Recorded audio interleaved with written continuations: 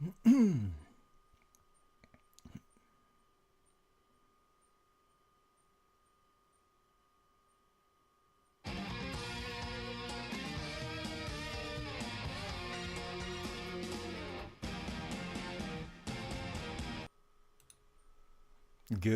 morning, everyone. This is Pop Culture Mechanic coming at you. And today, anime chat. We will be looking into 801 TTS Airbats, a fun little anime from the 1994 season. But first, like we always do, I think we will check out what's going on in the news of the week. And for that, we will check on Anime News Network. So right away, first thing we see is about Spy, Cross Family, Death Note short stories rank on New York Times June bestsellers list. Once again, it looks like manga is just crushing it out there.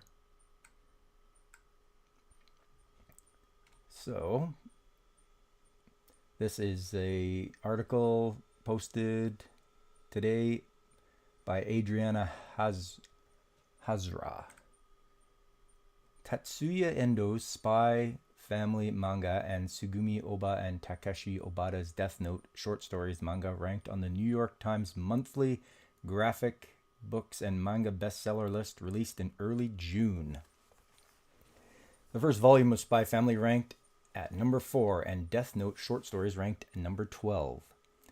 Yen Press fourth volume release of Chugong and Dubu's solo leveling Korean webcomic ranked at 15 on the list. The New York Times posted its first new graphic books and manga bestseller list in October 2019, and it is one category of the newspaper's new bestseller lists. The 10th volume of Chainsaw Man ranked number 2 in May. The 15th volume of Jujutsu Kaisen ranked at number 3, and the 7th and 1st volumes of Spy Family ranked at number 5 and number 7 on the list respectively. That is nice to see that the manga is doing so well. I think we should all be very happy about that.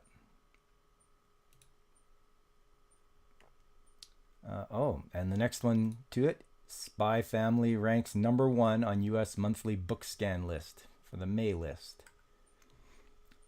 Death Note short stories, Berserk, Chainsaw Man, Jujutsu Kaisen, Toilet Bound Hanaku-kun, One Piece, more rank in the top 20. Once again, Tetsuya Endo's Spy Family manga ranked at number 1 on MPD Bookscan's top 20 adult graphic novels list for May. This month's list featured 19 manga volumes, including Spy Family Volume 1, Death Note short stories, number 2, Tatsuya Endo's Spy Family Volume 7, number 4, Spy Family Volume 2, number 5, Kentaro Miura's Berserk, hardcover Volume 1, Spy Family Volume 4 is number 7, Spy Family Volume 6 is number 8, Tatsuki Fujimoto's Chainsaw Man, Volume 10 is number 9, Jujutsu Kaisen Volume 0 is number 10. Toilet Bound Hanaku-kun Volume 1 is number 11. One Piece Volume 99 is number 12.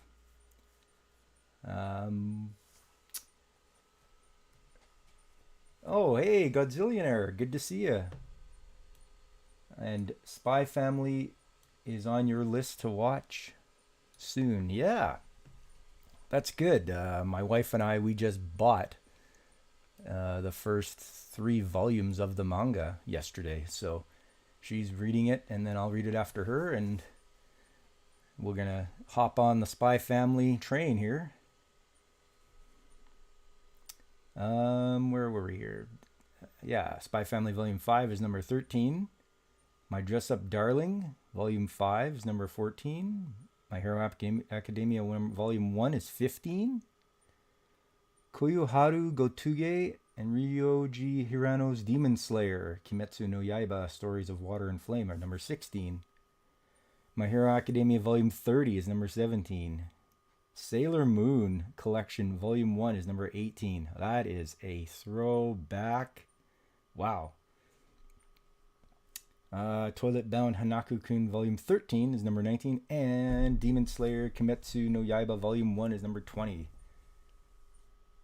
Man, look at all that. That's great. Yen Press released of Chugung and Dubu solo leveling Korean webcomic ranked number 3 on the list. The title is the first non-manga work to rank on the top 20 chart in 2022. This month's list also featured the first time a Square Enix manga and books title, My Dress Up Darling, has made this top 20 list. NPD Bookscan collects weekly point-of-sale data on print books from over 16,000 locations, including e-tailers, chains, mass merchandisers, independent bookstores, and more. NPD Bookscan covers approximately 85% of the U.S. trade print book market. The ranks on this chart are based on piece sales. Some publishers classify titles that are primarily text or art books as graphic novels. I see. ICV2 removes those titles from the rankings. Source is ICV2. Nice. Manga's just killing it. What else we got on news here? Anything relevant to my interests? Or if you have anything that's relevant to your interests, pop her in the chat. Let me know. Here we are. Dragon Ball Super. Let's see what's about this. Theater poster lists Dragon Ball Super superhero film opening in U.S. on August 19th. Crunchyroll, Sony Pictures previously announced film would screen in theaters worldwide this summer starting in August. A theater poster for Dragon Ball Super Superhero is listing that the anime film will open in U.S. theaters on August 19th. Twitter user Trick the TM posted a picture of the poster on Saturday. It was on display at the AMC Neshaminy 24 Theater in Bensalem, Pennsylvania, located inside the Neshaminy Mall. Oh, there he is, sure enough. Crunchyroll and Sony Pictures previously announced the film will screen in theaters worldwide this summer, starting in August. But an exact date was still under wraps. The summer screenings will include both the original Japanese audio with subtitles and with the dub. Okay, that's good. They're doing it both ways. The companies will distribute the film in all continents, including North America, Latin America, Europe, Australia, New Zealand, Africa, the Middle East, and Asia, excluding Japan. Crunchyroll describes the film. Yes, Godzillionaire, I think that's the Red Ribbon Army movie. It says, the Red Ribbon Army was once destroyed by Son Goku. Individuals who carry on its spirit have created the ultimate androids, Gamma 1 and Gamma 2. These two androids call themselves superheroes. They start attacking Piccolo and Gohan. What is the new Red Ribbon Army's objective? In the face of approaching danger, it is time to awaken. Superhero. Little drink of tea there. The film will open in Japan on June 11th. Well, that's just in a couple of days here. After a delay due to the Toei animation hack in March, the film was originally slated to open in Japan on April 22nd. The film will screen in IMAX starting on June 11th, in 4DX and MX4D starting on June 25th, and in Dolby Cinema starting on July 1st. Well, that's good. I wouldn't mind seeing that in IMAX. How about you guys? I think I've gone through before who was involved with the making of the film and the directing and the guest cast members.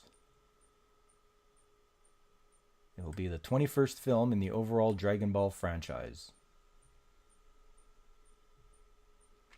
Here's an update. The Anime News Network reached out to Crunchyroll, but the company stated it could not confirm the release date of the film at this time.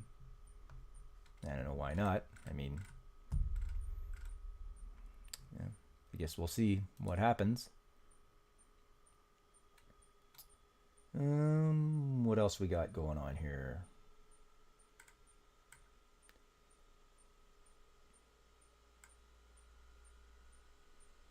No.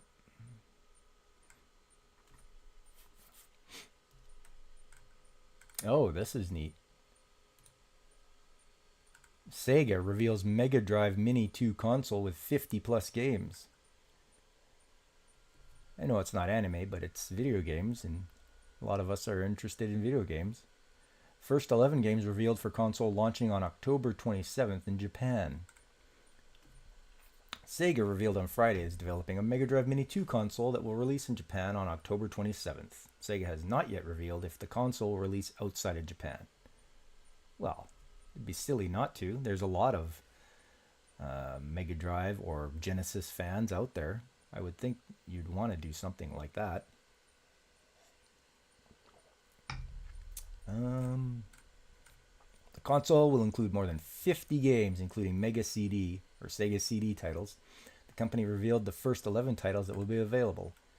Sylphied, Shining Force CD, Sonic the Hedgehog CD, Yumemi Yakata no Monogatari, The Mansion of Hidden Souls, Popuru Mail, Popful Mail, Magical Fantasy Edition, Virtua Racing, Bonanza Brothers, Shining in the Darkness, or Shining in the Darkness, Thunder Force 4, also called Lightning Force, Quest for the Dark Star, Magical Toronto-kun, Taruto, Fantasy Zone, a bonus title that was never released for Mega Drive. The console will retail in Japan for 10,978 yen.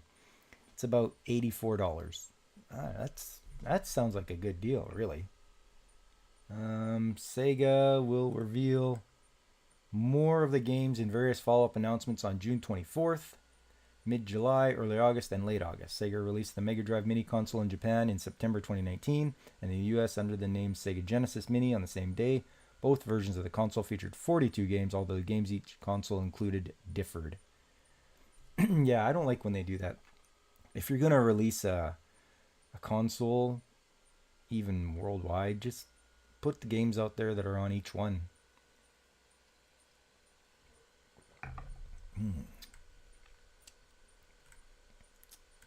The Mega Drive was Sega's third console, and Sega released the console in Japan in 1989. Sega released the console in the same year in North America under the name Sega Genesis. Sega withdrew from the games console market in 2001. It's a sad time to see Sega go, actually.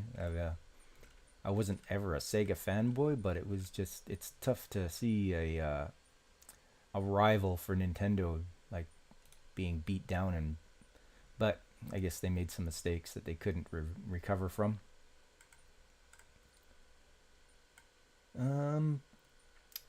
The Japanese animation TV ranking. Let's have a look at that. Spy Family earns 2.8% rating. Gokushufudo Bakusho Kachikomi SP, the special epilogue for the live-action series of Kosuke Ono's The Way of the House Husband manga, aired on NTV on Friday, May 27th at 9 p.m. and earned a 6.7% rating. Oh, okay. I'm not sure where they grab these ratings from, but maybe just take them with a grain of salt. Saze-san got a 7.7 rating. Detective Conan a 5.3. Chibi Maruko-chan 5.2. Delicious Party Precure 3.6. One Piece a 3.5. Jujutsu Kaisen 3.3. Doraemon 3.1. Spy Family 2.8. Love All Play 2.8. And Ushiri Tantai 2.4. Oh, Curious George isn't on there anymore. The television ratings are an estimate of the percentage of the population that watch a given program based on the data from a survey of households in Japan's Kanto region. Okay, so it's just in the Kanto region. The ratings do not count recordings that viewers watch later. All right.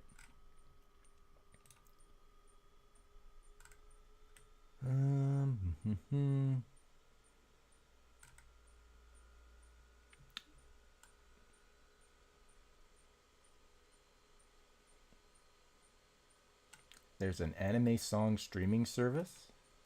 What's this? Oh, anime song streaming service Aniyuta ends Japanese service on July 31st. Service launched in Japan in 2017, launched in US in 2018 before shutting down in 2020. Oh, I totally missed out on that. The official Japanese website of the Anayuta anime song streaming service announced on Wednesday that the service will shut down on July 31st. Anayuta had launched as the world's first anime song streaming service for iOS and Android in the United States in August 2018. Anayuta launched in Japan in March 2017. The service shut down in the United States in March 2020. And they had all those companies and labels signed up with them. Well, that's unfortunate.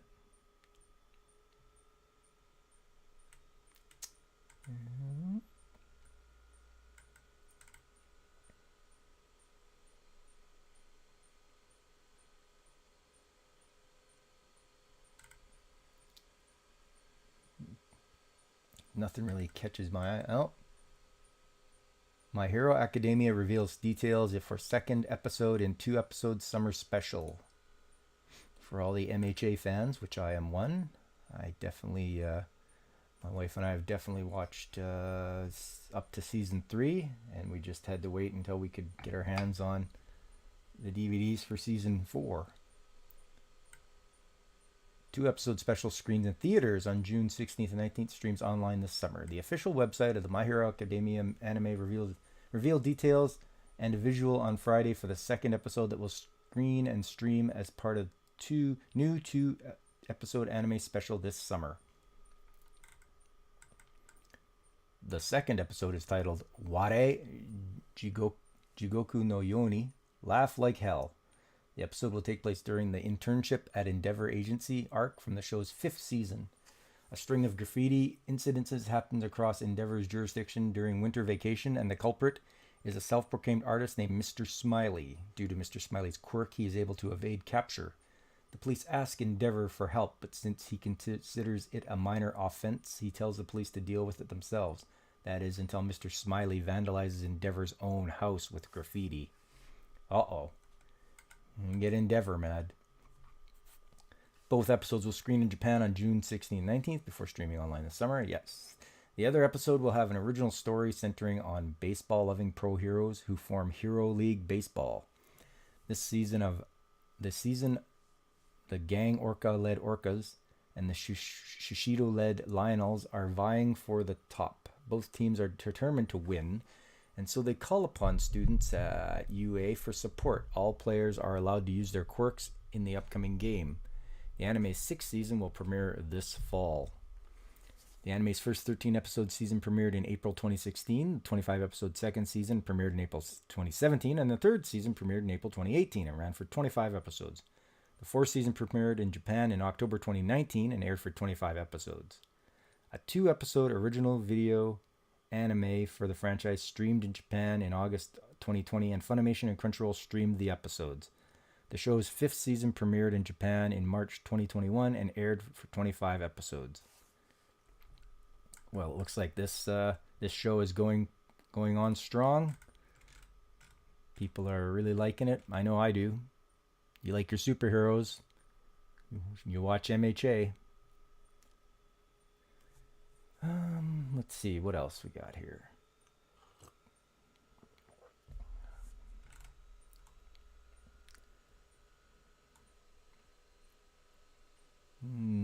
Mostly about games there.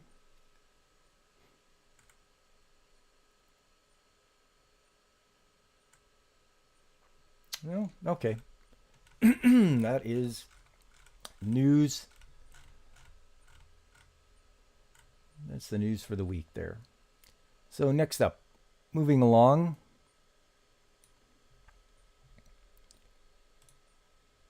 We're going to move into 801 TTS Airbats. This is a show that I watched quite recently, just to refresh my mind, because I did watch it back in 1994. And it is very good, in my opinion. It's your typical 90s anime.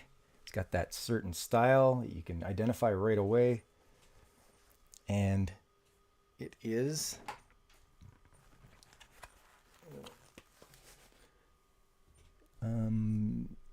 yes, it was done with the help of Studio Fantasia. And if you haven't heard of those guys before, they had involvement with a lot of shows. So I just went through their filmography and picked out a few, and they were involved with Catgirl Nuku Nuku, Batman Gotham Knight Episode 4, the Inuyasha TV series, and the End of Evangelion movie, just to name a few. But they have way more credits to their name than those. So first off, right off the bat, if you're going to listen to this show, you should get yourself some good headphones and wear them when you watch this show. It'll bring more of the sound effects to life for you. And you'll get that nice stereo sound as they fly through the air and pass from your left ear to the right ear, or right ear to the left ear. That's what I recommend. So you've got your cast of characters, and cast of characters is pretty good. Let's see if I can find a group shot here, and then we can describe each one of the characters in a little more depth, so you can understand where they're coming from. They are, oh, there we go. And we'll just do this. And try to make that a little bit bigger. So on the left is Sagenomiya Sakura. She's a pilot. She's a married woman. She likes to gamble, whether it's at the racetrack or betting on if her squad is going to cause trouble. Next to her is Mitaka Arisa. She's a pilot. She's more of the tsundere of the main group, so she's like acts very tough, but she has a very hard shell with being soft inside. Next to her is Haneda Miyuki. She's a pilot. She's the sort of sweet girl next door type. The one next to her with the pink hair, that is Shimorenjaku Yoko. She's a pilot, and she's your typical petite girl with pink hair and very cute and annoyingly loud. Next to her is our one of our main characters. He's Isurugi Takuya. He's the new mechanic, and he's just your typical happy-go-lucky guy. There are some other secondary characters, like Konishi Mitsuru, who is the captain of the squad, and he believes in hard work and being in shape. So he likes to work his crews hard with lots of hard workouts. Okay, so as we go along here,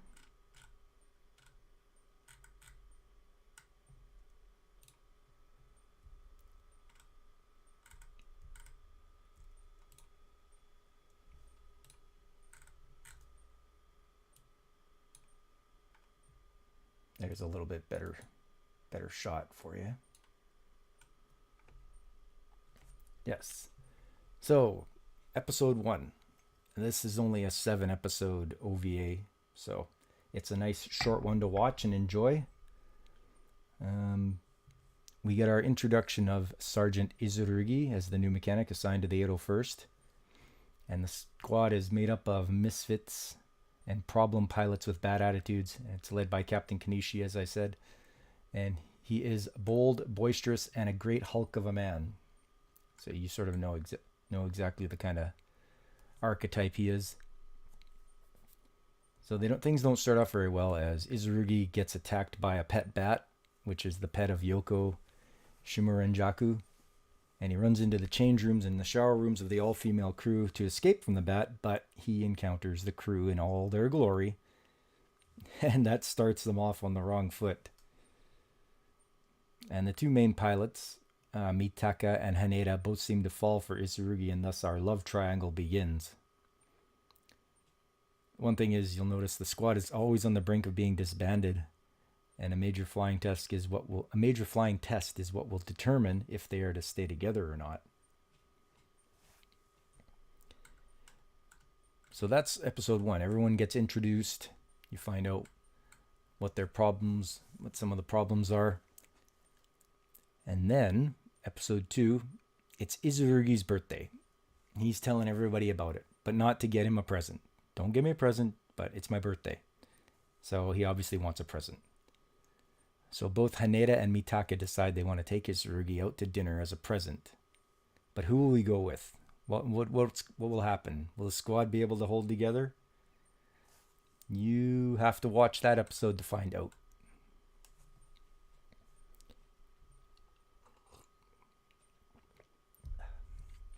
In episode 3, it's another flight test for the Airbats. And the animosity gets ratcheted up a notch as Mitaka is going to be transferred to a proper fighter squadron like she's always wanted, so she could utilize her skills in combat. And this is 2 days before the flight test. So there's a little bit of tension as she tries to blow off some steam at the arcade, where she meets a young girl and her grandpa, then saves the little girl from a falling sign. This, we don't know it just yet, but this is a pivotal event which will come into play later.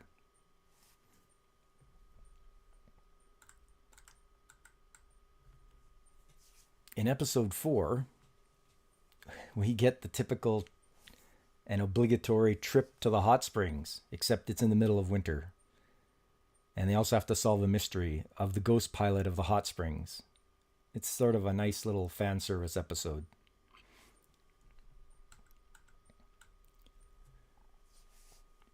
In episode 5, this time they get a visit from the Thunderbirds, who are an elite flying squad from America. They arrive at the base and show up the Airbats. So this obviously gets them very upset. And one of the leader of the Thunderbirds and Mitaka, they have a dogfight in the airspace above the base. So it starts to steam sort of roll into a giant international incident, and there's an air show the next day. So we'll have to see what happens, but you'll only know what happens if you watch it. Episode 6. This is a little bit different. It seems that there's a restaurant having a ramen eating contest, and the whole squad gets involved. So what you'll get to see is everyone's training regimen and what they do to prepare for the big contest. It seems that it's not just the base that's interested, but the entire self-defense force has their favorite participant. And I think they have a bit of money riding on them. So I wonder who wins that one. You have to watch and find out.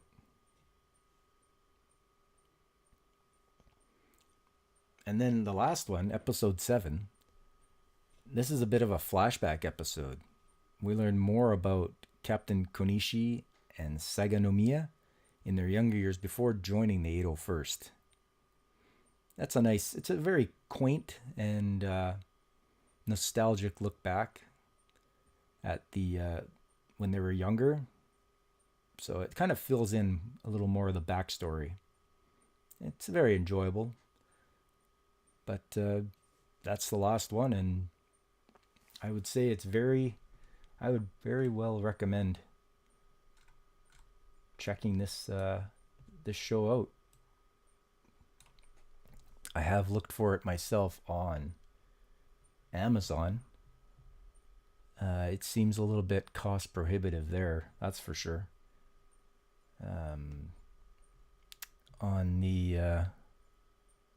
Well, let's have a look here. I'm sure I can have a look on Amazon and see. What do we got here? 801 TTS Airbats. Airbats DVD.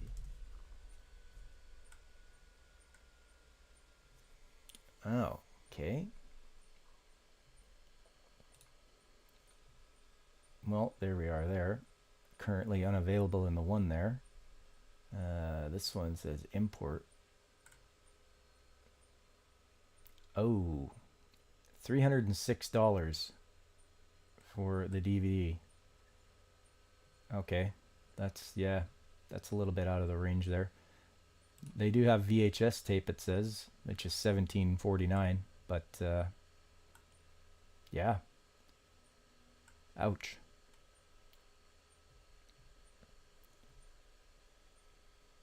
Maybe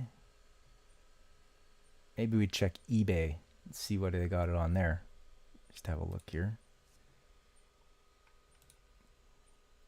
eBay.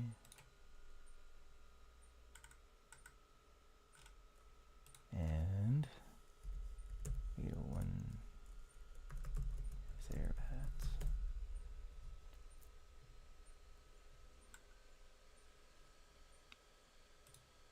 Okay.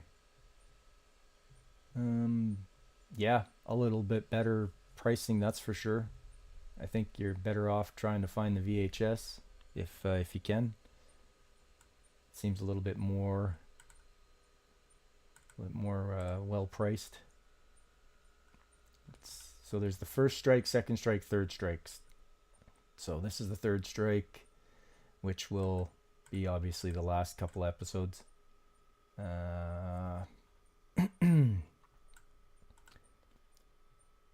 What do we got here? Posters. Nope, don't want that one. That's $500. Okay, there's the first strike for $13, and third strike for 11. I thought I saw a group of them. All three. That would be the one I would get. And it wasn't that bad, too.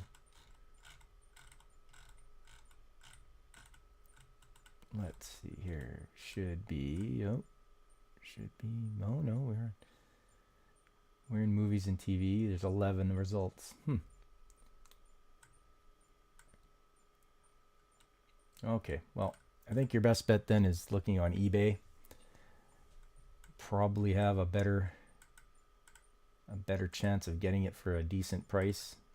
Or, you know, if you feel like you gotta put on an eye patch or something, just yar, if you know what I mean. And just like to say welcome to Blaine from Blaine's Escape Corner. You have awoken. Yes, sir. We've awakened the sleeping giant. Must have heard anime in the air and decided, I must awaken. Just going over where I can get some of these anime goodness. And it looks like for this one, it'll be an eBay purchase.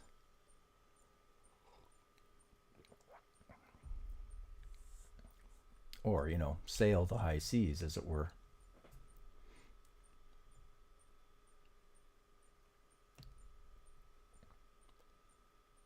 Okay, so we will see what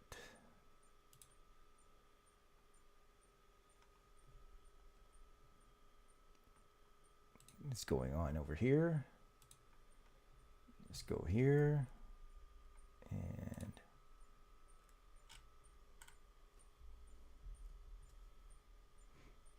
yeah, that's no problem. I appreciate everybody that stops by and, you know, either live or on the replay. I appreciate everybody that comes by and just has a listen, has a watch. Maybe I've piqued their interest in something they've never heard of before. Yeah, okay.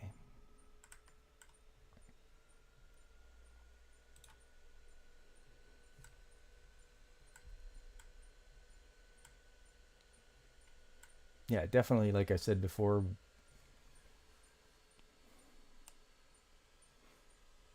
you have the Seafair hydroplane races, and they always include an air show with hair. Well, I'm jealous now. I'd sure like to go out and see a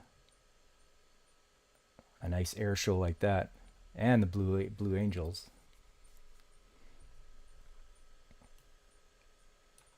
You blame the title. Which title? The title of the DVD? Or the title of the show?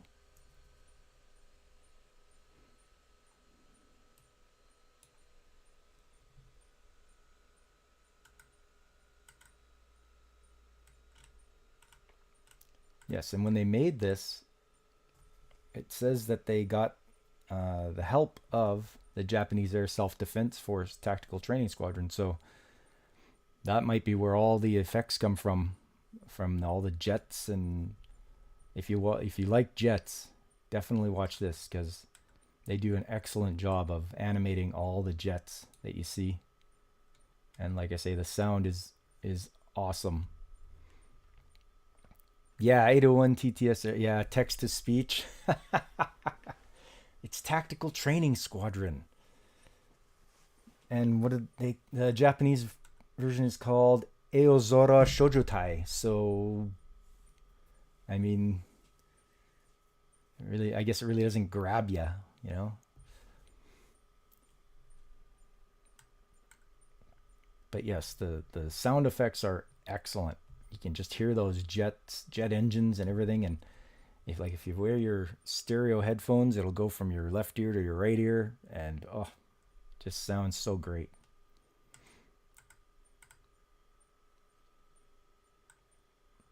It's too bad it was. It seems to be forgotten about. Seems like a lot of stuff from the 90s gets forgotten about.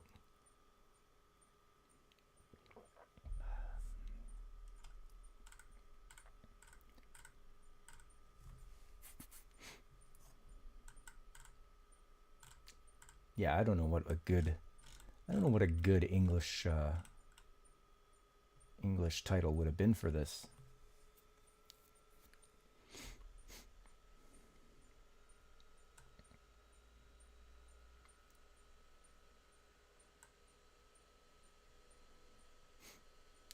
Well, the ratings.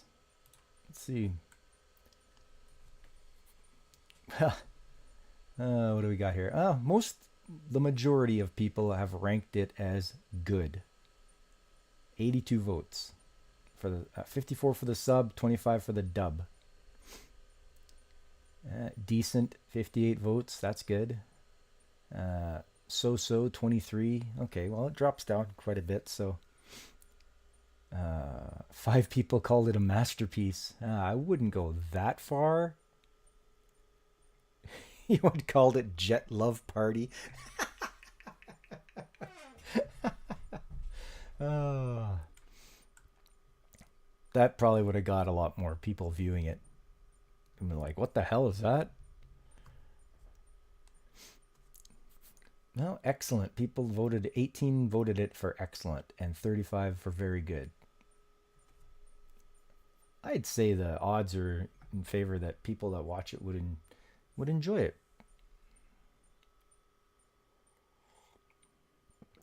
It's not going to change your whole life as to, your outlook on life on anything. It's just a nice, quick 7-episode.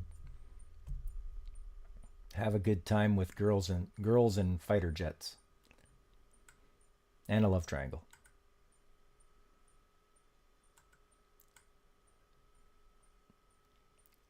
They have an official website still? I wonder.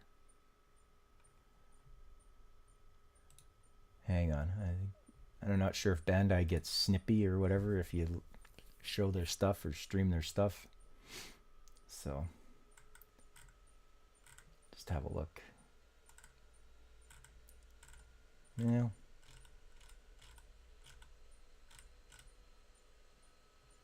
Okay. It's nothing that big deal.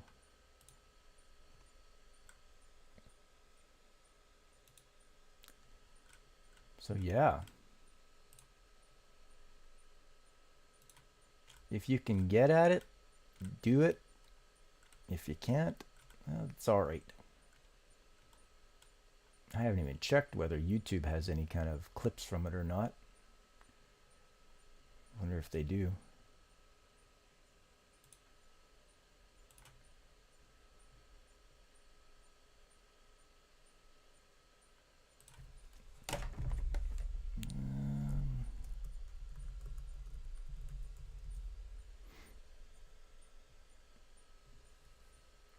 Yeah, that's what it is with Bandai, as long as it's not a video. And I I did not listen to the dub, by the way, of this show. I just did the sub. I'm pretty sure that's how I did it back in the day, uh, but I can't remember. I mean, we're talking almost 30 years ago. That's a lot of time to pass between trying to remember what you've seen. Okay, so it's available there.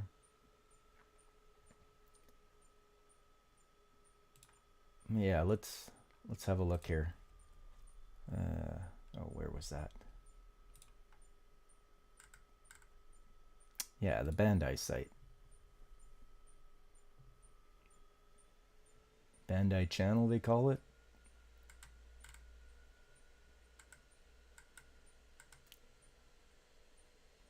This is the list. These are all the episodes. They call them DEFCON 1, DEFCON 2, DEFCON 3. There's your obligatory Hot Springs episode. They don't call it DEFCON 4. Right here is DEFCON 4, where they meet the Thunderbirds from the USA.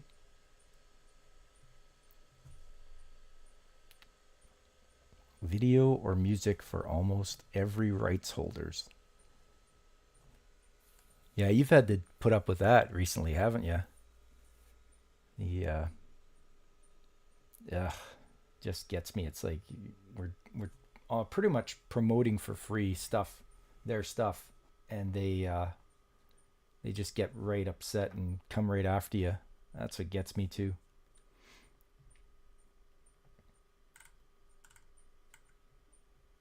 Okay. I don't know if this is comments from people. It looks like it might be.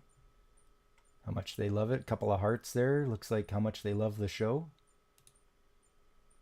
I can't read Japanese, so I'm just guessing, making my best guess. I'm surprised they actually still have a page up for it, actually.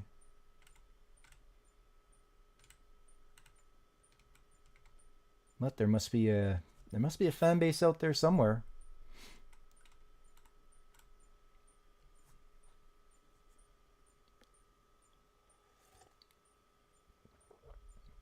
A little drink there. There's a shopping cart up there. You can actually buy stuff from it.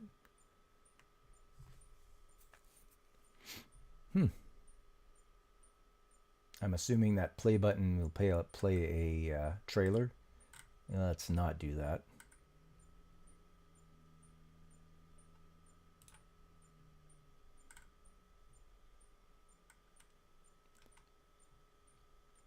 Yes, and this was released by ADV Films, or AD Vision. But I don't think those guys are around anymore.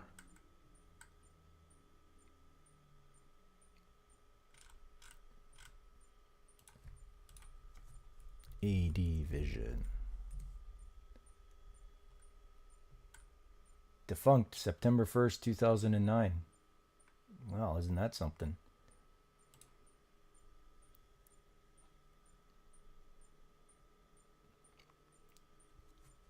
The military otaku is a dedicated fan base. Any gun, tank, jets, etc. related anime will have an army of those fans. Oh, well, there you go.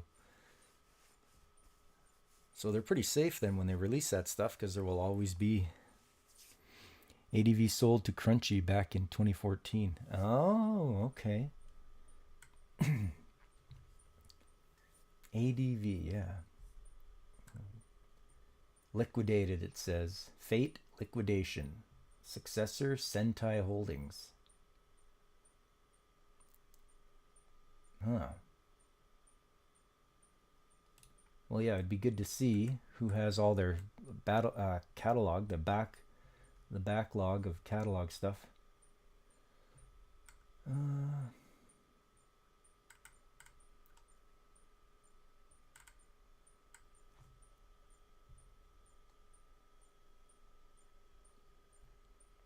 An interesting purchase because it made a lot of documents and receipts public. Okay.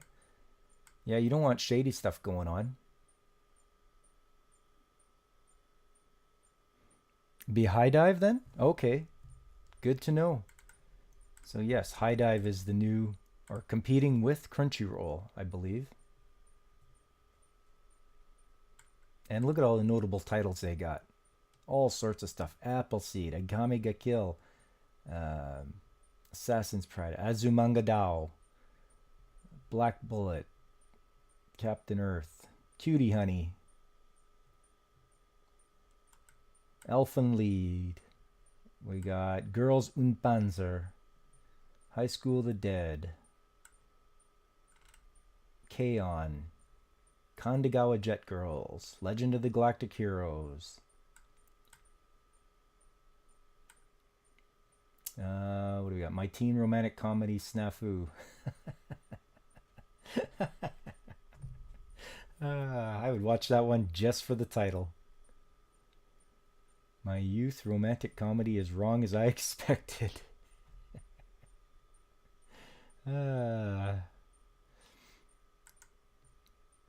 Parasite. Is that the same Parasite I'm thinking? Yes, it is. I read that manga back in the day. That was a strange one, but it was good.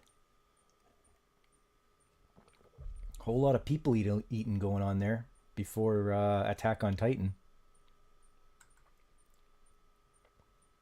Rent a Girlfriend. Shenmue the Animation. Okay. Vinland Saga. Home video rights. Snafu is the short title for youth rom-com. Yeah. Oh, here we go. Braid into High Dive. Subscription video on demand service specializing in streaming anime. Yes, yes. After the discontinuation of Anime Network Online. I remember that back in the day. They were advertising that. A new company not affiliated with Anime Network acquired the service assets and spun them off into a new streaming service called High Dive. Former subscriptions for Anime Network Online were migrated over to High Dive. It's a exclusive carrier of select licensed titles from Sentai and Section 23. Following the closure of Anime Strike, High Dive began streaming titles that were previously exclusive to the former service. On July 21st, 2017, High Dive announced the service would start to offer selected anime titles with Spanish and Portuguese subtitles. Good move on their part. High Dive in April 2018, High Dive began offering dubcasts to compete against Funimation's Simudub program. Similar to Simudubs, High Dive streams dubs of simulcast titles approximately 2 to 3 weeks after the initial Japanese broadcast. Huh. That's pretty quick, I guess. On October 18th, 2018, VRV announced that High Dive would be launching a channel on its service. High Dive's channel replaced that of Funimation Now, which left the service November 9th, 2018. Following Funimation's acquisition of VRV's parent company Crunchyroll on August 9th, 2021, High Dive left VRV on September 30th of that year. Okay, so we only have, well, I shouldn't say we only have, but so High Dive is one of them, and Crunchyroll is another one. Do we have another competitor in there? And can I get High Dive where I'm at?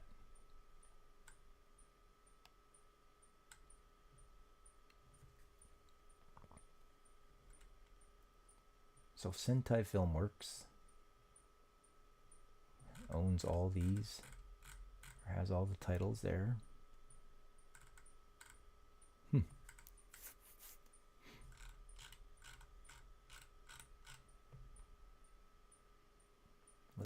Let's see. High Dive.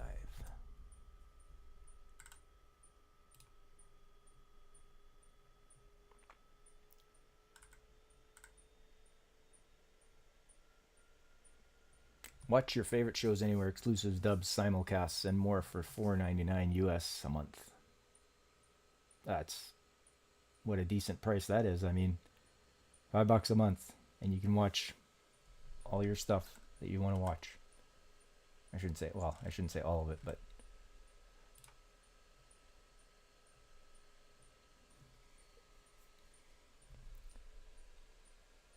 The Demon Girl Next Door. Netflix Prime and even Disney now has anime. To the studios, they want the Amazon Netflix money, while Sony Crunchyroll tends to wait and buy on a discount. Ah, okay. I'm not inclined to give Netflix or Amazon any of my money for their streaming anyway. I'm good. They have a lot of, oh yeah, Lupin the Third. Just trying to see if there's anything familiar to me. Oh, there's your boy Kong Ming. Yeah, lots of Lupin. Intro to Hive Dive, Real Girl, Legend of the Galactic Heroes. I still have to get into that one. That seems like a one I should seriously consider getting into. Food Wars. I remember hearing about that one.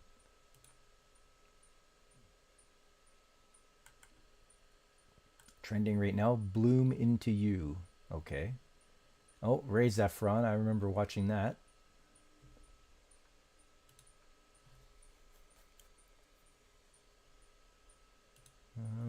Let's see. Golgo 13. Wow. Good stuff. High Dive is a hell of a list. A lot more classic shows for sure. Yeah, well, that's you know me. That's what I sort of focus on. Some of the stuff I was growing up with and watched. Maybe some of the dubs I watched back then, I watch as subs now. Pat Labor, the movie, yes. Pat Labor 2. Royal Space Force. Yeah, that's good stuff. Dubs, Break a Sweat.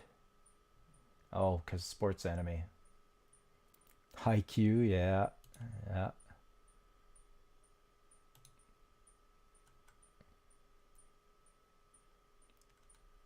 Can I search on here? Can I search for... Will they have... Oh, yeah.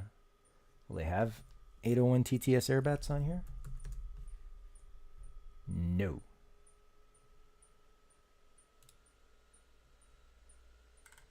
Might be a different streamer for that. Backstage access, aesthetically pleasing anime. Well, isn't it all aesthetically pleasing? Isn't that what makes it anime?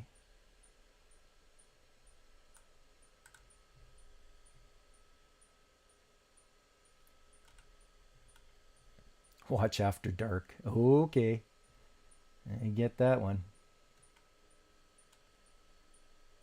Comedy Club. I'm Sakamoto. Haven't you heard?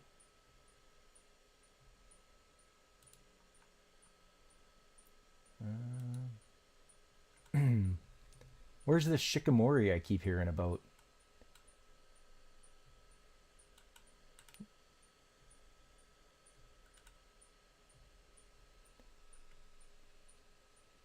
What's the one you're always talking about, Blaine? Not Shikamori. I know, Spy Family. You'll be happy to learn that my wife and I bought the first couple of volumes of Spy Family manga. So I think we're going to get dragged into that. She's already pointing out that we could cosplay some of them characters there as well.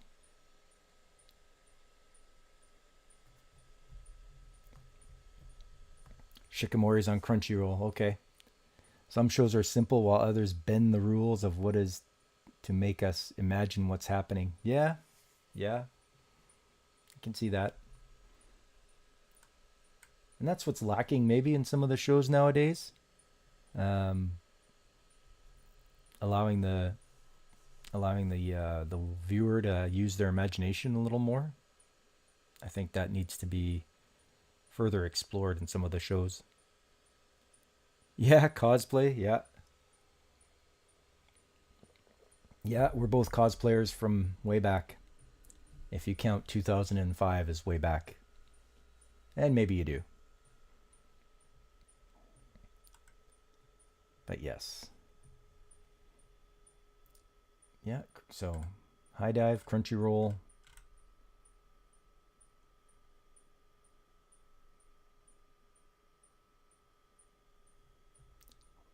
Tatami Galaxy is getting a sequel called Tatami Time Machine. Get ready to get your mind bent. Oh. Okay. Tatami Galaxy.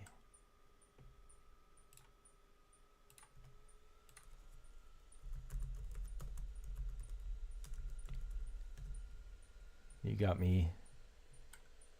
The Tatami Galaxy. As in like the tatami mat?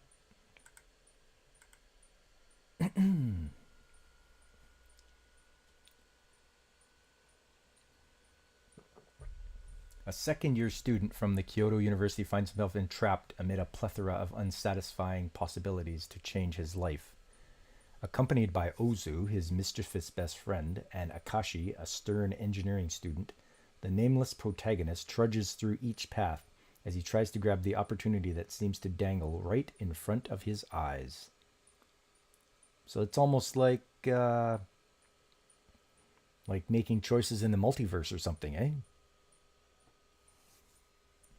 05 was around your first real cosplay. Yeah, no, I get it. Like, you know, you're not doing the closet cosplay stuff anymore. You're actually, well, I guess I better get a sewing machine. I guess I better learn how to sew things up.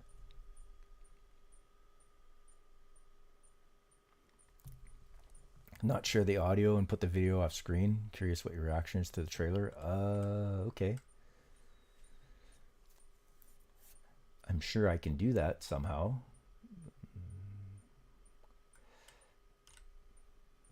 Let's see.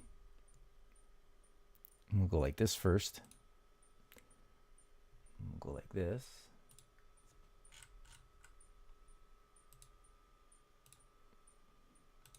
And I will see.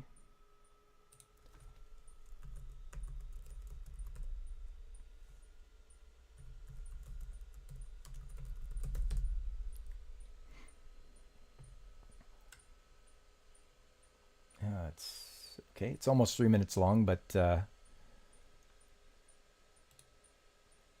okay. Hopefully you don't hear this.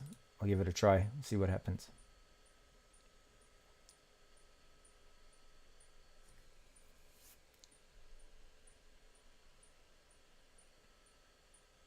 Okay. Hopefully you don't hear that.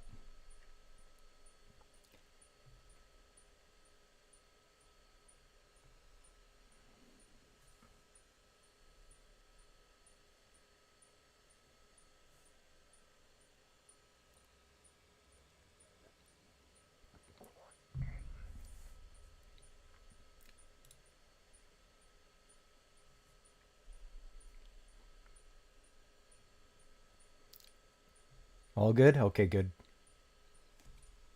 I'm watching it right now. It's quite the stylized look to the beginning.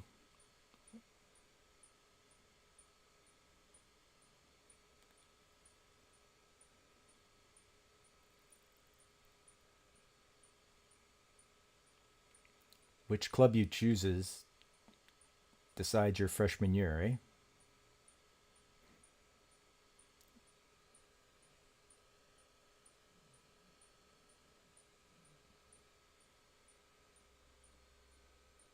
Hmm.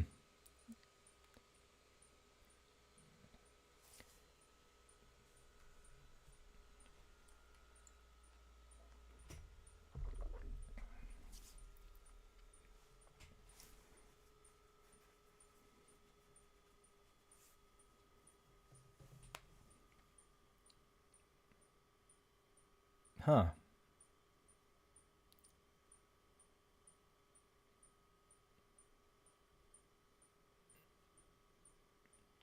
People are getting fireworks shot at each other. A couple of Grim Reapers walking through the crowd.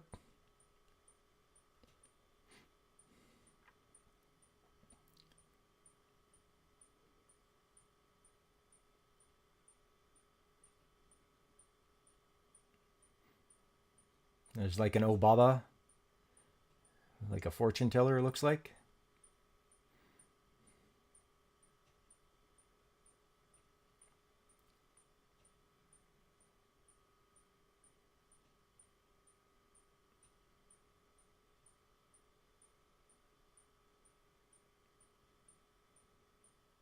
Doesn't matter which path you pick, you end up in the same area.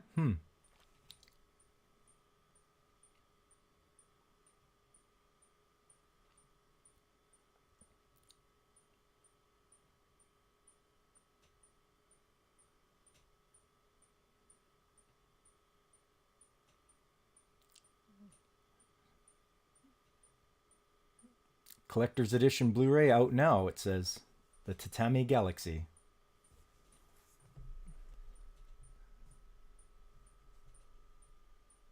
Wow, that was quite the trailer. Definitely a character design that character designs are very different than what I'm used to. And the description I read didn't even sound familiar to you. Hey, right off of the Anime News Network. That's exactly what their plot summary was. And you said there's a sequel too, Tatami Time Machine.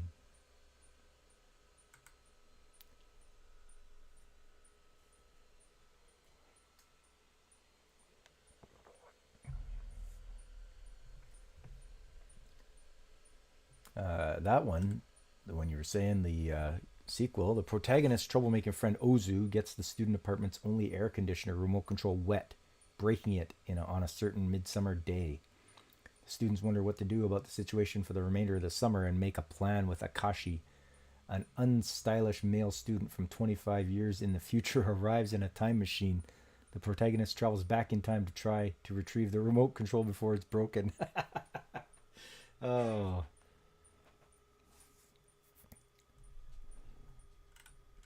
Me, I'm a big fan of time travel. So when I see shows of time traveling, it's very fun for me.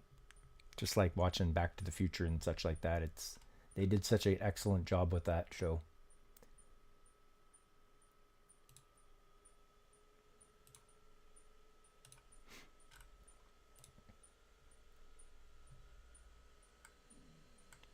How long is this? 11 episodes? That's not bad at all, really. A lot of people that watched it. That's a lot of votes, too. A masterpiece, 126 votes. Excellent, got 176 votes. Very good, 123. Good, just 86. Decent, 46. Like, that's pretty good praise there.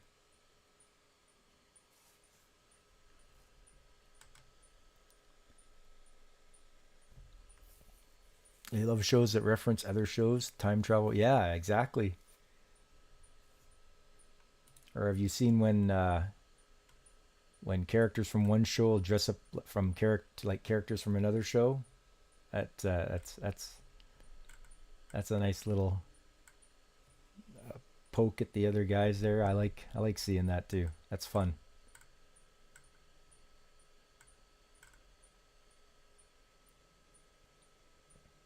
Oh, okay, and that was 2021 when the Tatami Galaxy sequel novel Time Machine Blues gets anime in 2021.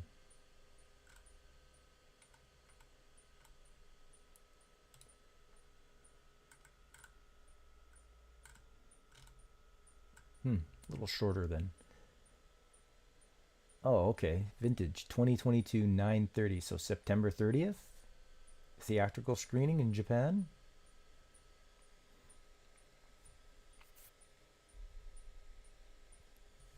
Anime snobs praised Tatami and Ping Pong annoyingly, so just for the visual style. Yeah. I mean, I don't know. Are we anime snobs too? Do we like, oh well, if it's not drawn this way, it's no good? Definitely give it a shot. And it's not that long anyway.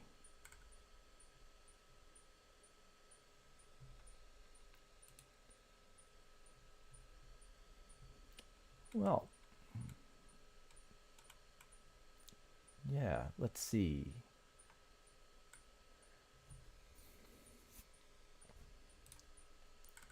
Just going to look through my anime list here because I have to really thank you, Blaine, for introducing me to Analyst.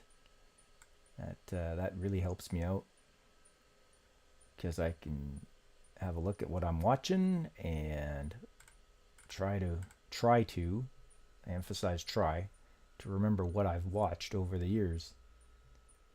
And it's a pretty eclectic list.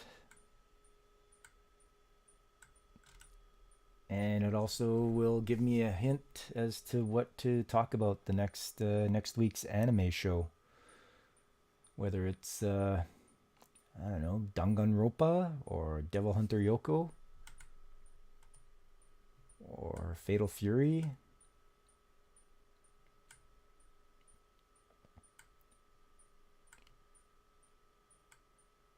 Or Kankol, because I like me some Fleet Girls.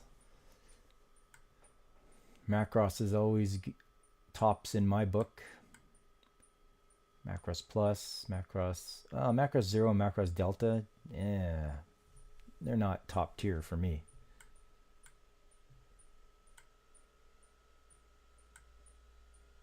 My Hero Academia. Ninja Scroll. I'm sure almost everyone has seen Ninja Scroll at one time or another.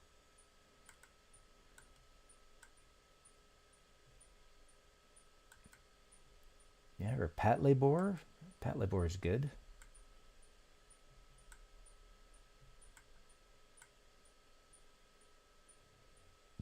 Soul Eater was good. Soul Eater not.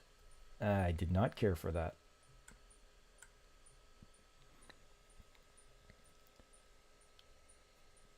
If you love Fleet Girls, you should watch Arpeggio of Blue Steel. Yes. Or Azure Lane, too. I think that's got Fleet Girls in it. Street Fighter 2 V. That's the TV show that shows young Ken and Ryu learning how to become masters of the Hadoken. So that's a fun one to watch. Released by Manga Entertainment back in 1995.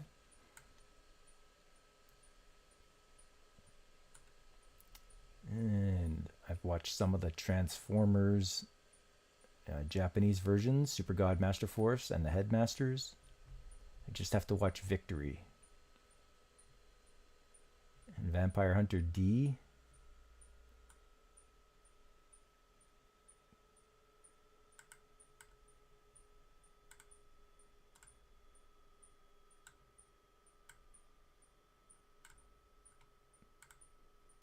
Oh, and Zapang. If anyone likes... This is about the Japanese... a naval ship in the Japanese Navy that gets transported back in time to the start of World War II. So it's kind of like that one movie that was... what was it now? There was a movie they made where there was an American aircraft carrier that went back in time, and they could have stopped the bombing of Pearl Harbor, and they just let history play out. What was that called again?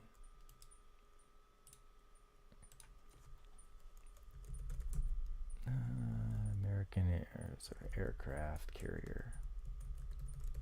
Travel back in time. The Final Countdown. That's what it was called. Yeah, that was it.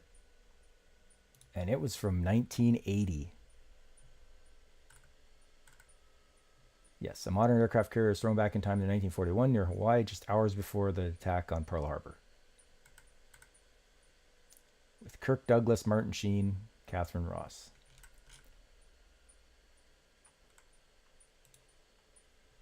Once again, time travel. And then Zapang.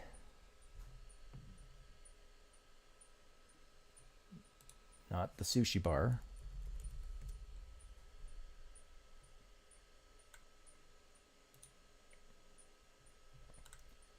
Yeah. 26 episode anime television series by Studio Dean, broadcast from 2004 to 2006.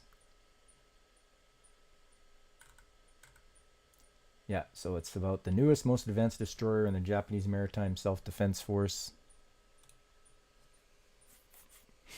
It sets sail on a training exercise with the U.S. Navy. En route, they encounter a strange meteorological anomaly, causing the Mirai to lose contact with their sister ships. Then they detect a fleet approaching, and they can't believe their eyes. They're battleships. The crew soon identified as the Yamato. A ship was sunk in 1945. The crew scans with their radar. Numerous other ships, including Nagato-class battleship, are sighted.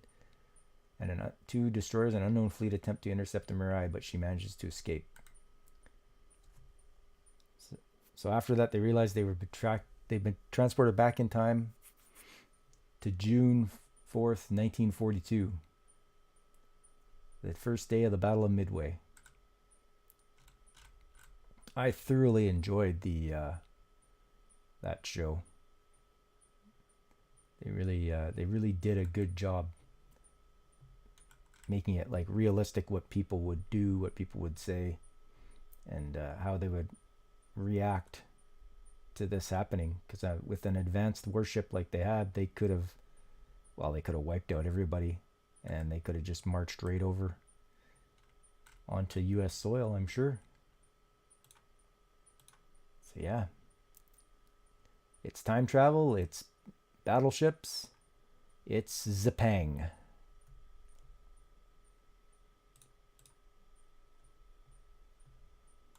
And there was a film.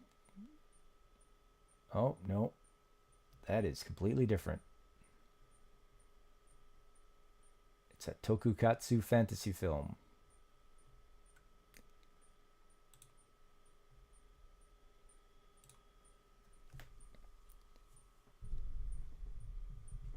Yeah, interesting. Yeah, I mean, you never know what you're going to find when you're out there or what you remember.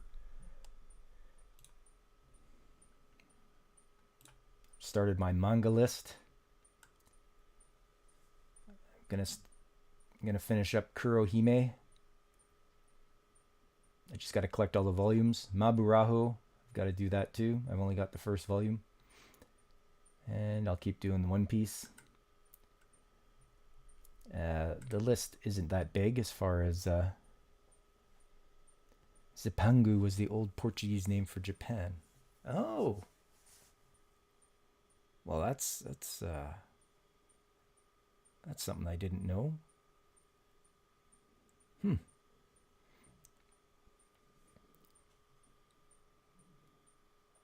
My list of manga isn't that large as my anime one. But Dot Hack Legend of the Twilight, I like that one. Buddha was very good. Osamu Tezuka's Buddha. I have all 8 volumes in hardcover, and that was very enjoyable. Death Note, I had to read it just because it was popular at the time, and it seemed like a neat premise where you could write down anybody's name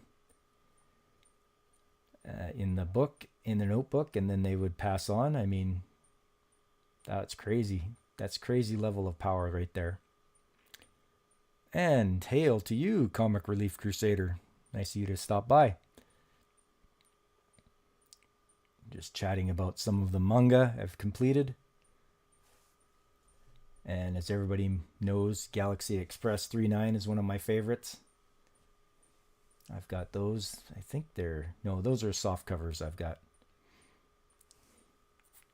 And it's not very long too. Yeah, it's only 7 volumes.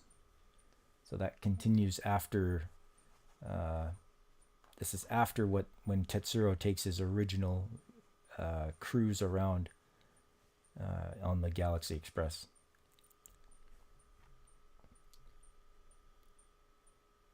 Oh, and Video Girl I don't know why, but I got interested in this one, and I bought all 15 volumes, and it was That was very good. That was a very good manga to read about this lonely guy who goes to this magical video store, and the old man there gives him a videotape of a girl, and he turns it on, and he leaves it on during a lightning storm, and then next thing you know, she's jumping out of the television at him,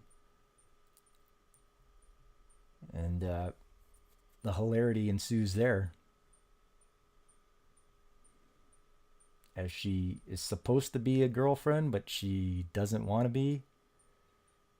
But she likes him. She wants him to succeed. She wants him to get a girlfriend, but just not her. It's a pretty good. I guess it's rom-com, I guess you'd call it.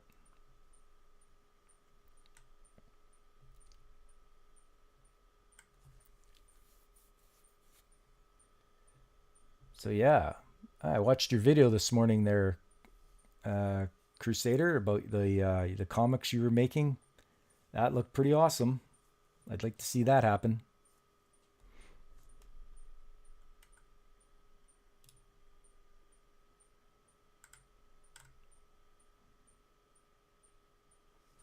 So, where are we at here for time? Oh, we're not doing too bad.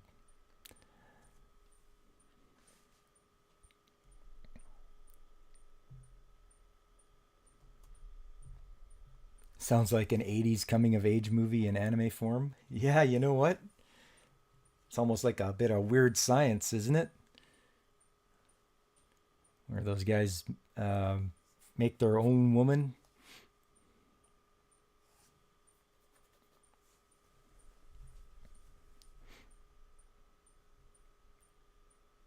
And if you're a Bayonetta fan, because I played the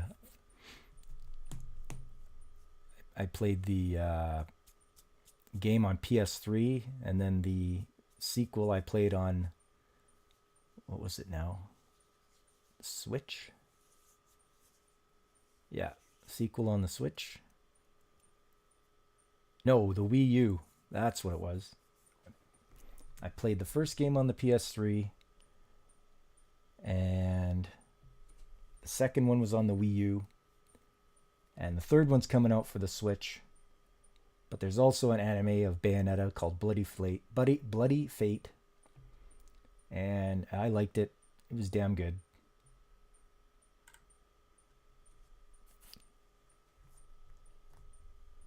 And the bra hats in the creation scene. Yeah, yeah. Or when they're showering fully clothed with her. Bunch of nerds. Oh.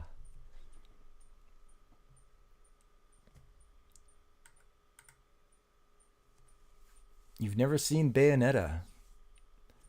Oh. Well, like I say, it came out on the video as a video game first, and then as an anime. So, give it a try. She kicks a lot of ass. Like, she takes down angels, and she's very highly skilled.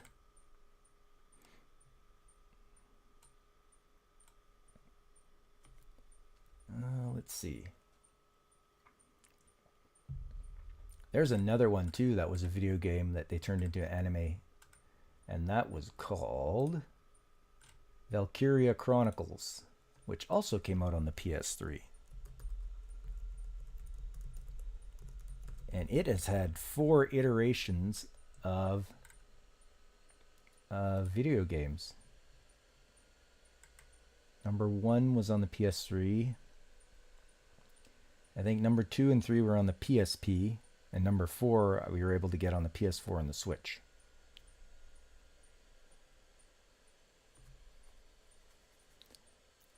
Yes, Devil May Cry, the flexible witch version. That's what my wife said too. When I was playing it, she looked at me and was like, "We should get Devil May Cry." And I'm like, "Why is that?" And she's like, "Oh, because this is so much like it." And I guess it makes sense. I think they were both made by Platinum Games. I could be wrong on that.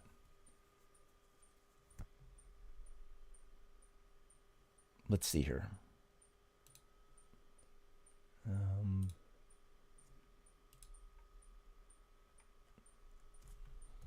Devil May Cry. Publishers, developers.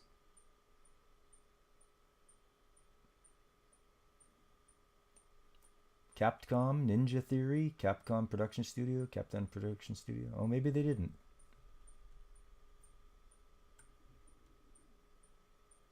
Huh. Okay.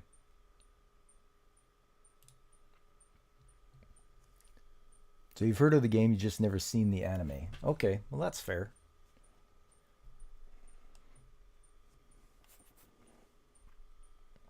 So I'm a big Valkyria Chronicles fan, and played. I've got the. I even have one of the PSP games. I didn't have the third one because they didn't bring it over for the PS3. They left it in Japan. They didn't translate it. So that's unfortunate. But I got number 4 for the Switch, and that is a fun time. It's got a very good story. The anime is excellent as well. I think it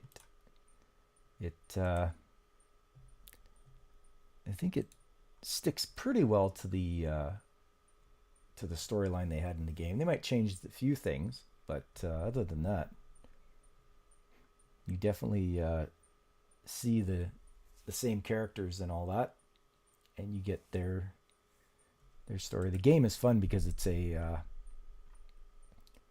strategy, a third-person strategy action RPG, or a real-time strategy. So it combines all of those with sort of a watercolored art style, and it's I don't even want to try to play a trailer for it because I don't want to get a strike. Who knows how crazy they are about that. It is Bandai after all. Bandai Namco and Sega. But yes, there was a TV Valkyria Chronicles TV version, and it looks like there's an OVA. Is it like the Tales games? It's not turn-based. No, sorry, it is turn-based. But it's not... it's more third-person, over-the-shoulder. So you see an overall map. And then... you pick what you really want to move your squadron, or you pick which squadron to use, and then it zooms down into a third person, and then you move around the battlefield. You can only move so far because you only get so many action points, and then you find cover or not, and then when you stop, then you can attack if you're close to an enemy.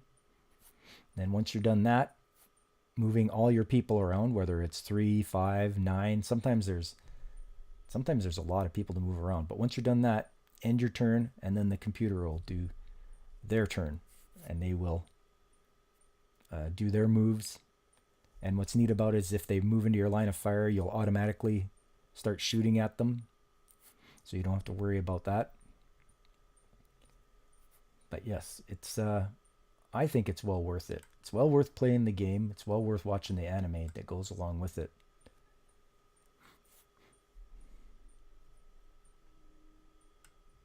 And just to give you an idea, the plot summary is when Imperial forces attack the small border town of Brule, Welkin Gunther, son of late General Belgian Gunther, is forced to fight for his life alongside Town Watch Captain Alicia Melchiot. Along with Welkin's adopted sister Isara, the three escape to Gallia's capital and subsequently join the country's militia forces. As members of the newly formed Squad 7, they must work to repel the invading Imperial forces and discover the true purpose of the invasion itself.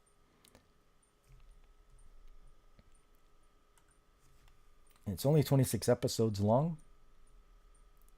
so it's definitely an easy one to get into. And it helps that she's hot looking. Yes, yes. Nothing wrong with that.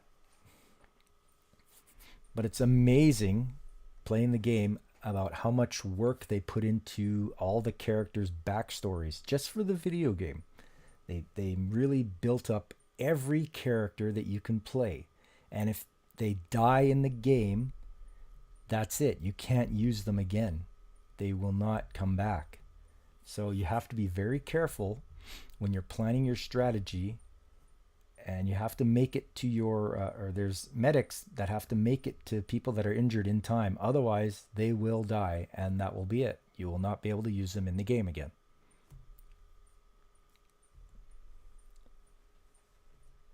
So, and I know that the first game, Valkyria Chronicles #1, is available on the Switch and PS4. I think they call it Valkyria Chronicles Remastered.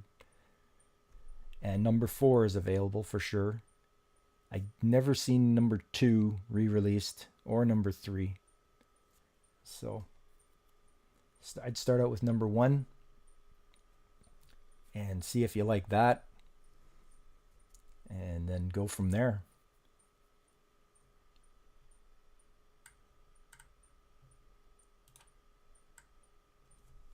A lot of people gave it some good ratings as well, the anime anyway.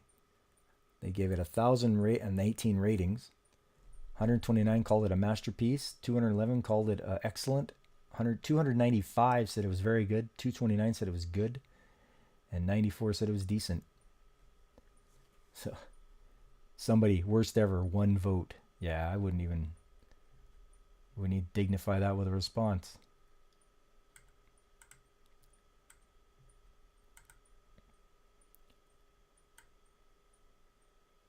Valkyria Chronicles 4 reviews. That must be the game. Yeah, it is. So there's what your... Excuse me. There's the two... You're actually caught up between two big armies. The Atlantic Federation and the Eastern European Alliance. And yeah, they want your country. But that's the fourth one. That's the fourth one. We should check out the first one first. That will be right here.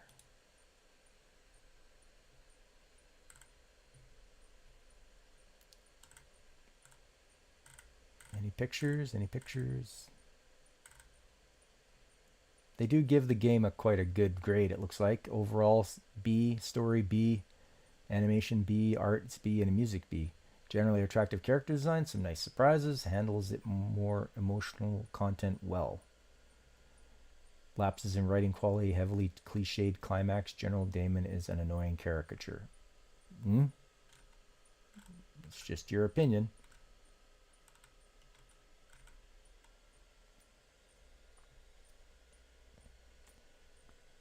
I think what I wanted to see is more games that would have animes, and also more animes that would have games. Growing up, I never got a lot of that. There was never any linked crossovers where you could play a game and then you could watch a show about it, or you could watch a show and you could play a game about it. And then even when they did do like games that were based on movies, they were terrible. I'm looking at you, Total Recall. You could have been so much better, but you weren't.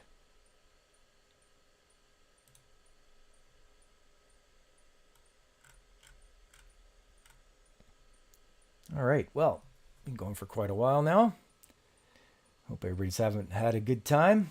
We've really got into what I wanted to show everybody. The 801 TTS Airbats. That's a fun little watch to have. I'm sure if you can't buy it, I'm sure you can find it there, mateys. Yar.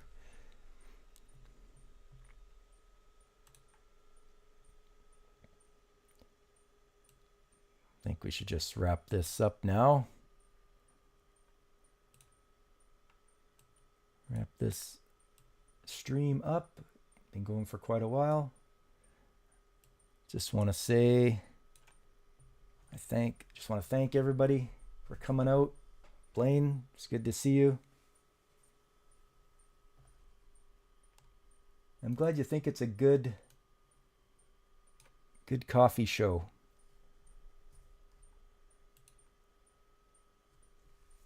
yeah, if I can do that, if I can be like everyone's sort of morning wake up for anime, I guess that's what I can do.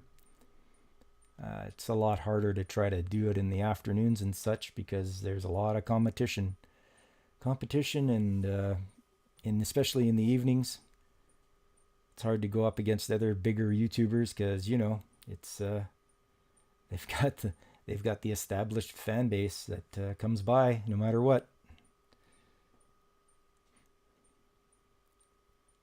Yes, and I appreciate you two coming by, Crusader. I like to see. I can't wait to see some of that stuff you were talking about the other day. Those big Transformers, the new comic books you want to put out, and the that dubbed project you were going to work on.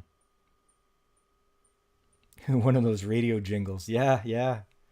I got to come up with something. I have to come up with an outro or something because it's just a little bit too boring just to sign off and not have some kind of music that when you hear it you think of, oh, that's Popculture Mechanics theme song, something like that. Some kind of theme song would be good, opening and ending. That way everybody's like, hey, I know that. I got to come up with something that's not going to get me copyright struck.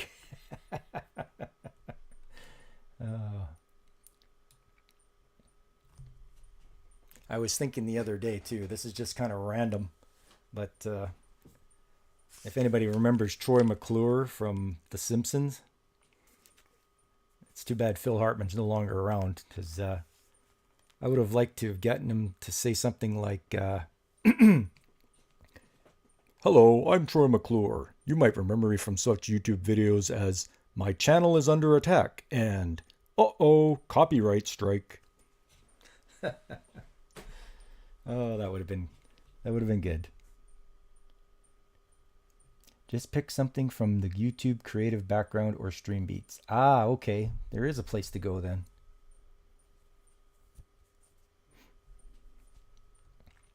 I made an avatar for a fellow YouTuber.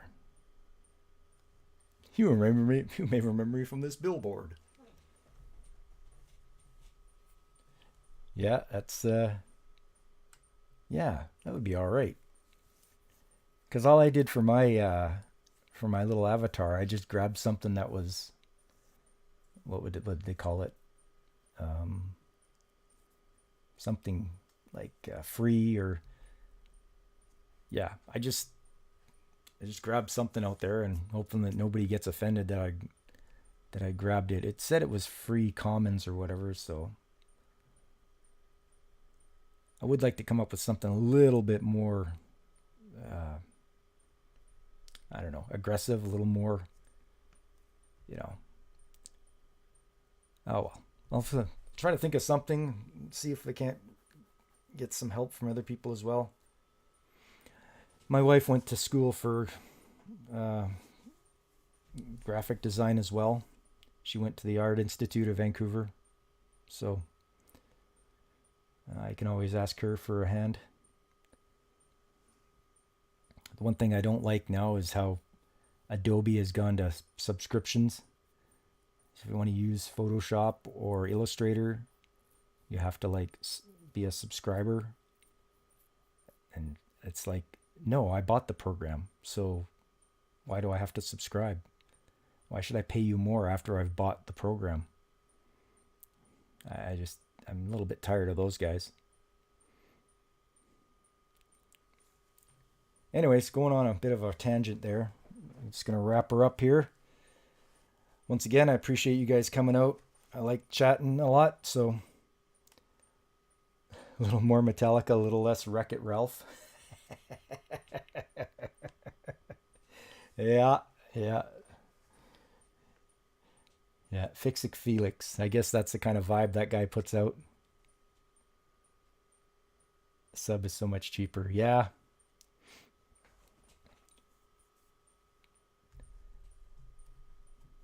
Yep.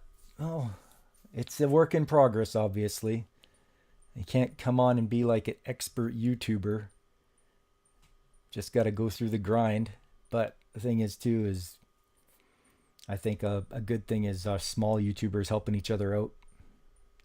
Just doing what we can, our fields of expertise, as it would be. And then, we go through the grind and hopefully come out on the other side, and we'll have our subscribers and such. So you might be able to help out with an introduction, outro. Oh yeah, well, hey, that'd be all right. It is fun to grow, yeah. No, you're right, Blaine. I mean, you can like a little plant, a little sprout you got there, and you got to nurture it, and you know keep people from stepping on it, and then you can let it grow up big and strong, and be like, hey, and then you can be on other people's channels that are big YouTubers and such. Yeah, 3 away from 700 for me. Yeah, you know what that's all about? It's because I've been on YouTube since 2006. Um, that was back in the Wild West days of YouTube. A little bit of story for you, a little background about me. Um, I would put up anime music videos and cosplay videos or cosplay skits, I should say. So that's where all those subs came from. They came from back in the day when I had anime music videos before YouTube was, so regimented and strict. People would come by and they'd like the music I matched uh, to the images on screen.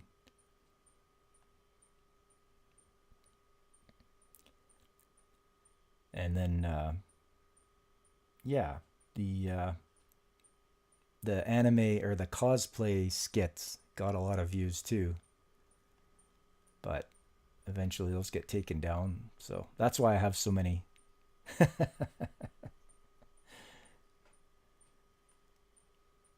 Everyone wants to hit the checkered flag, but we race for the feeling between green and checkered. It's, yeah. I know I'm not gonna make a living off YouTube. There's just no way. It's I can't. I don't think I could put in enough time at my regular job and put in enough time on for YouTube. Considering my regular job pays me way more than I'd ever make on YouTube. So it's a fun thing to do. It's fun to be able to share my views on things and reach out and meet new people who have the same views or the same interests, same hobbies, and share stuff because we don't know everything.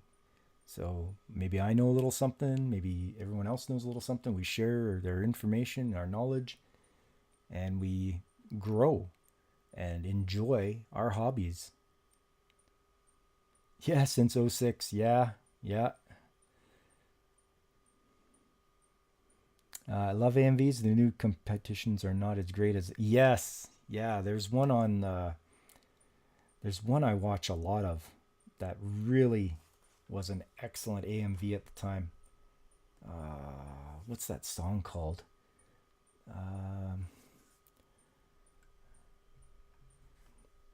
The Spirit Never Dies. I think that's what it's called. It's this. You if you type in "Spirit Never Dies" AMV, I'm sure it'll pop up, and it's like the people that did that did such an awesome job combining all the different animes, and they're all lip syncing at the same time. It's one of the ones, if you haven't experienced it, you should. I highly recommend Spirit Never Dies AMV. Watch it. You'll just be like, this is awesome. Or if you have, good for you. I mean, that's what it goes down to. If you've seen it already, that's good too. You love AMVs? Yeah, right. I wish I could show you the ones I made. I thought they were pretty good. And I get the feeling that it's kind of like, to me, whatever you create, whether it be AMVs or whatnot, that is like your children. You don't sell your children. You don't, you know, you love them all. You've made them. You put all your heart and your soul into the making these things, and you're just very proud of yourself after that, and you're very proud of them. So I can understand, and I kind of equate that to George Lucas selling Star Wars. George Lucas sold Star Wars, and then I don't know if he regretted it right away, but I think he did after. And it's like, you were the creative force behind that. You made those, and you sold them to someone else, and you don't have any control over it anymore. So that was probably a big mistake. And as far as AMVs go, I would never sell mine. I would never, you know, always keep them close, watch them from time to time. But yeah, if I could get them out there and show them to people, that'd make me happy.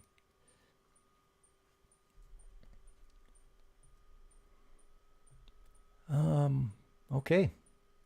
Whew, ranting. Lots of ranting. Lots of things to get off my chest, I guess.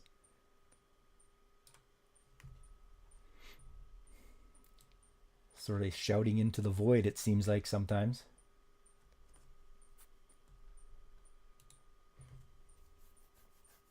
But we'll see. Next week, I'm going to play some more games on Saturday.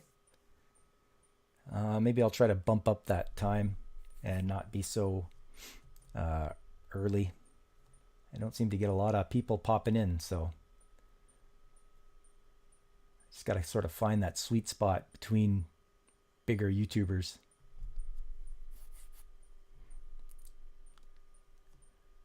And this one seems to be an okay time. All good, we're here for it. Yeah, and I appreciate that. Like I say, I like showing up and watching your show. Do the same thing on my live show on Tuesdays. Yeah. Yeah. No, it's all good. It's all good. I think eventually too, I wouldn't mind branching out instead of just anime and video games. I'd like to speak to other tradesmen. I think that would be fun. Have like a tradesman chat. We can get people from all over come and tell us stories about what they do and what they've seen, all the neat machinery they work on, and what are some of the solutions they have for some of the problems. Because, you know, I may be pop culture, but I'm also the mechanic. So,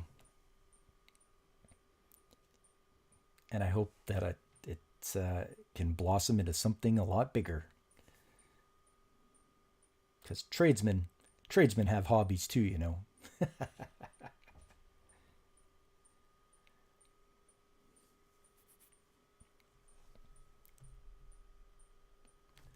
Well, and with that, yeah, exactly what their favorite games and animes are, for sure. For sure. You see, it's a lot of these guys, and I hear it at work too. They're all like, "Oh yeah, hunting, fishing. I do that. I play video games, but I only play Call of Duty." And it's like, well, are you really a true gamer if all you play is Call of Duty? I'm my definition of a true gamer is someone who can play like any game. Doesn't matter, regardless of genre, regardless of, you know, what it may be. Is it a card game? Is it, you know,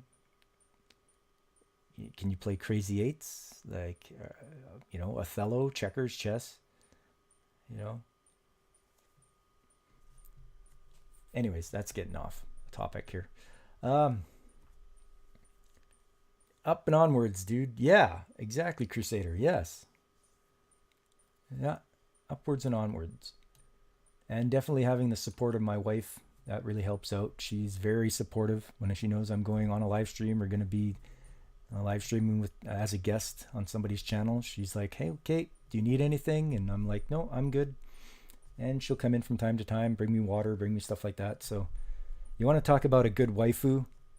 That's a good waifu. She's top tier in my eyes. Very supportive, very helpful. That's important.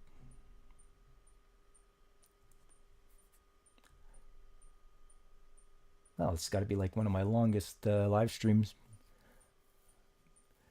Before I start repeating myself, I should wrap it up now, as I've tried to wrap it up. But once again, it's great having you guys come out. Blaine, Crusader, you guys are awesome. I'll keep tuning into you guys. I'll keep supporting you guys.